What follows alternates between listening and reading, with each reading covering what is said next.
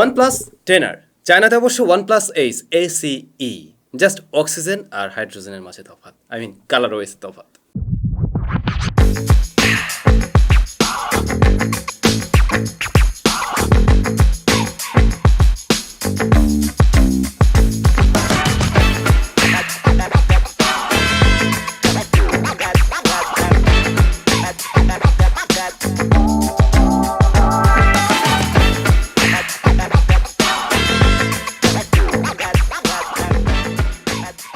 OnePlus 10R বাংলাদেশে land করার সাথে সাথে আমাদের স্টুডিওতে পাঠিয়ে দেয় লাইক টেলিকম, যাদের শপ রয়েছে বসুন্ধরা সিটিতে। ভিডিও ডেসক্রিপশনে লাইক টেলিকমের যাবতীয় ইনফরমেশন দেওয়া রইল। তাদের কাছে এই স্মার্টফোনের দুটি ভ্যারিয়েন্ট এই মুহূর্তে অ্যাভেলেবেল, 8/128GB, 8/256GB। বর্তমান প্রাইস মানে একদম আজকের দিনের যে প্রাইস সেটাই আমি ভিডিও ডেসক্রিপশনে দিয়ে দিলাম। তবে শিওর থাকুন প্রাইস অবশ্যই কমবে। মাত্রই তো আসলো আনঅফিসিয়াল ফোন, মাত্র আসার সাথে সাথে দাম বেশি। ডেসক্রিপশন চেক করে নেবেন অবশ্যই। বক্স কন্টেন্ট নিয়ে নতুন করে বলার কিছু নেই, আপনি শুরুতেই দেখছিলেন কী কী আছে। তবে বক্সটা নিয়ে অবশ্যই বলা যায়। সাধারণত OnePlus-এর রেড কালারের বক্সটা আমরা একটু লম্বা হতে দেখি, এই যে এরকম সাইজের। তো সেই জায়গায় এটা আমার কাছে একটু অন্যরকম বেমানান লাগছে আমার কাছে, মানে সেই আগের ফিলটা আমি পাচ্ছি না, আমার কাছে ছোট ছোট লাগছে আর কি। শুরুতে আমি বলছিলাম এই ফোনটা ইন্ডিয়াতে OnePlus 10R এবং চায়নাতে আমরা দেখছি OnePlus ACE এই নামে লঞ্চ হয়। ইন্ডিয়ার ক্ষেত্রে অক্সিজেন ওয়েস দিয়ে এসেছে এবং চায়নার ক্ষেত্রে সেটা কালার ওয়েস দিয়ে এসেছে। আজকের ভিডিওতে জাস্ট স্মার্টফোনের ফার্স্ট ইমপ্রেশন থাকবে। বেশ কিছু বিষয় টেস্ট করেছি, সেই রেজাল্টগুলো পাবেন। তবে একদম ফাইনাল টেস্টিং রেজাল্ট আমরা ফুল রিভিউতে নিয়ে আসবো, যেখানে সমস্ত বিষয়গুলো আলোচনা করা হয়, আমাদের ইউজার এক্সপিরিয়েন্সগুলো। তো এই হচ্ছে স্মার্টফোনটি, যেমন আপনি দেখছেন। আমরা এর আগে বিভিন্ন লিক্স থেকে দেখে আসছিলাম, হ্যাঁ এরকম লুকসে আসবে, স্কোয়ার বক্সি শেপের, এক্স্যাক্টলি সেরকম লুকসে এসেছে। তবে স্মার্টফোনটির রিয়ার প্যানেল এবং বডি ফ্রেম দুটোই কিন্তু প্লাস্টিক বা পলিকার্বনেট বেল্ট। এই বিষয়টা আমার ভালো লাগেনি। বডি ফ্রেমটা মেটাল, রিয়ার প্যানেলটা গ্লাস হলে এটার প্রিমিয়ামনেস অনেক বেশি বেড়ে যেত। স্মার্টফোনটার যে দাম ধার্য করা হয়েছে তাতে আমার মনে হয় এই বিষয়গুলো ইজিলি দেওয়া যেত। মোবাইলের থিকনেস হলো 8.2 মিলিমিটার, ওজনের দিক থেকে 186 গ্রাম। আমি আইফোন 13 প্রো ম্যাক্সের সাথে কম্পেয়ার করছিলাম, দুটোর থিকনেস আমার কাছে সেমই লেগেছে। আইফোনের বডি ফ্রেমটা যতটা মোটা, এটারটা তার চেয়ে একটু কম মনে হবে, কিন্তু এটার ডিসপ্লের পার্টটা আবার একটু উঁচু করে দেওয়া হয়েছে। রেয়ার প্যানেলের ক্যামেরা মডিউলে আমরা ভিন্নতা পাবো। OnePlus-এর কোনো ফোনে হয়তো আমরা এই ধরনের ক্যামেরা মডিউল দেখিনি। মেইন ক্যামেরাটা অনেক বড় সড়ো, নিচে আরও দুটি সেন্সর রয়েছে এবং টোটাল যে সেটআপের জায়গাটা সেটা বেশ বড় এবং ক্যামেরা ব্যাম্পও মোটামুটি ভালোই রয়েছে।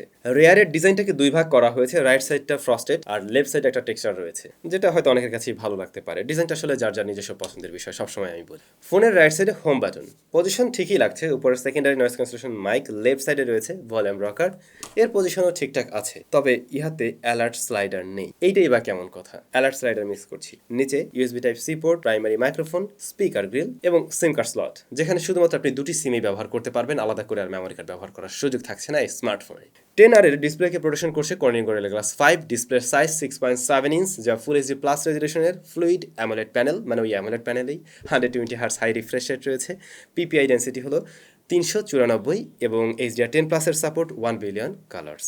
অন পেপার ডিসপ্লেটা ওকে লেভেলের এই বাজেটের জন্য আমি বলবো ঠিক আছে। তবে ডিসপ্লেটা কিন্তু কার্ভ না, একদমই ফ্ল্যাট ডিসপ্লে। স্মার্টফোন হাতে পাওয়ার পরে যতটুকু ব্যবহার করছি আমার কাছে ডিসপ্লেটা এখন পর্যন্ত বেশ ভালো লাগছে। যথেষ্ট কালারফুল, ভিউইং অ্যাঙ্গেল খুবই ভালো পেয়েছি এবং আমরা আউটডোরে আজকে ছবি তুলতে গিয়েও দেখলাম যে হ্যাঁ আউটডোরেও এটা খুব ভালোভাবে ভিজিবল। এছাড়া ডিসপ্লে টাচ রেসপন্সও যথেষ্ট ভালো এখন পর্যন্ত এবং 120 হার্টজ আমি চেক করে দেখছিলাম ঠিকভাবে পুশ করতে পারছে। তারপরেও এ বিষয় নিয়ে ফুল রিভিউতে একদম ইন ডিটেলস আলোচনা হবে। যদি কোনো সমস্যা পাওয়া যায় তখন আপনারা নিশ্চয়ই জানতে পারবেন। তবে ডিসপ্লের তলায় থাকছে ফিঙ্গারপ্রিন্ট স্ক্যানার, এইটা একদম সুপার লেভেলের ফার্স্ট, এটা নিয়ে কোনো কমপ্লেন নেই। পজিশনটা একটু নিচে লাগবে প্রথম দিকটাতে, হয়তো আস্তে ধীরে সাথে হয়তো ইউজ টু হয়েও যাবেন, বাট সুপার ফাস্ট লেভেলের। পারফরমেন্স সেকশনে একেবারে লেটেস্ট কিছু আমরা দেখছি। মিডিয়াটেক ডাইমেনসিটি 8100 ম্যাক্স রয়েছে এখানে।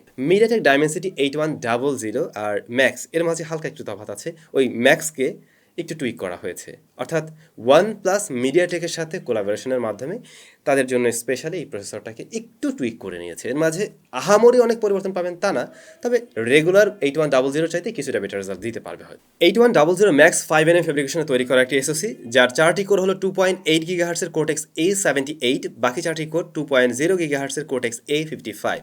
গ্রাফিক্স সেশনকে পাওয়ার করছে মালি Z610 MC6। দুঃখিত, ওদিকে মুড়ি টুরি কী যেন বিক্রি করতেছে, মানে আমার স্টুডিও টোটালি লকড, তারপরেও মুরগি সরি, এগুলো চলতেই থাকে। দিনের বেলা শ্যুট করলে যা হয়। উনি যা বিক্রি করছে করুক, আমরা চালিয়ে যাই। এইটা রান করছে oxygen OS 12.1 based on Android 12। তবে ওই যেটা বলছিলাম OnePlus ACE, ওইটাতে কিন্তু কালার ওএস রয়েছে। হয়তো ওই ডিভাইসটাও বাংলাদেশ মার্কেটে খুব শীঘ্রই ঢুকবে, তবে আমার সাজেশন থাকবে এই ফোনটাই নেওয়ার জন্য।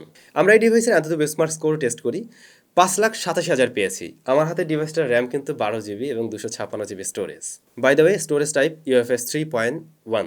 এখন পর্যন্ত স্মার্টফোন দিয়ে ভারী কোনো কাজ করা হয়নি, প্রেশার দেওয়া হয়নি, ইভেন গেমিংও করা হয়নি। বেশ কিছু অ্যাপস একটু রান করে দেখছিলাম অ্যাট এ টাইম কী অবস্থা কী। তো মাল্টিটাস্কিং এবং অ্যাপ ওপেন ক্লোজ মোটামুটি একটা ভালো পারফরমেন্স পাচ্ছি। তবে এ বিষয় নিয়ে বিস্তারিত কথা বলতে চাই আমি ফুল রিভিউতেই, কারণ আমিও চাই যে আপনারা ফুল রিভিউর পরেই কেনেন। এই মুহূর্তে দামও বেশি আছে একটু, তো ওই সময়টা দেখা গেছে দামটা একটু কমবে, সো ওয়েট করাটাই বুদ্ধিমানের কাজ। তারপর এমন অনেকেই থাকে নতুন ডিভাইস আসলে আগে আমার পকেটে চাই, তাদের হিসেবে আলাদা।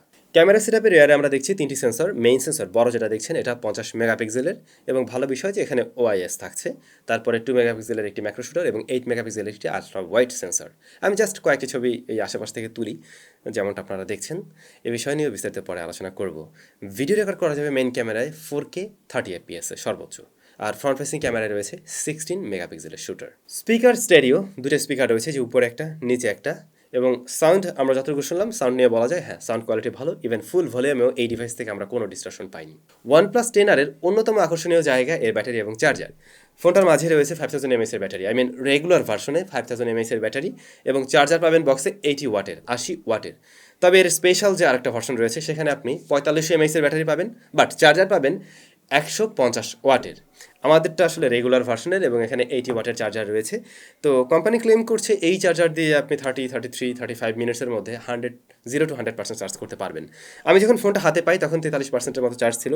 তো তারপরে আমি আবার 100% করি, তাতে মনে হয় জাস্ট 15-16 মিনিটের মতো বা 17-18 মিনিটের মতো লাগে আর কি। জাস্ট আইডিয়া করে বললাম, আমি একদম এক্স্যাক্টলি দেখিনি। তো আমার মনে হয় দ্রুত সময় এটা চার্জ করা যাবে অবশ্যই। তারপরেও আমরা একদম 0 to 100% করে দেখতে চাই আসলে এটা কত সময় লাগে। টেস্টিং রেজাল্ট নিয়ে যখন একটা ফুল রিভিউ আসবে তখন আপনারা সমস্ত কিছুই জানতে পারবেন। বাট এর ডিজাইন যা যা অফার করছে, তো এই মুহূর্তে প্রাইস আমরা দেখছি প্রায় 55,000-এর মতো। সেই জায়গা থেকে আপনাদের কাছে কেমন লাগছে কমেন্ট করে জানাবেন। আর এই ফোন সম্বন্ধে আপনাদের স্পেশালি কোন বিষয়গুলো জানার আছে সেটা কমেন্ট করে জানাবেন, তাহলে ওই বিষয়গুলো নিয়ে আমরা কাজ করব। দেখা হচ্ছে নতুন ভিডিওতে। ভালো থাকুন, সুস্থ থাকুন।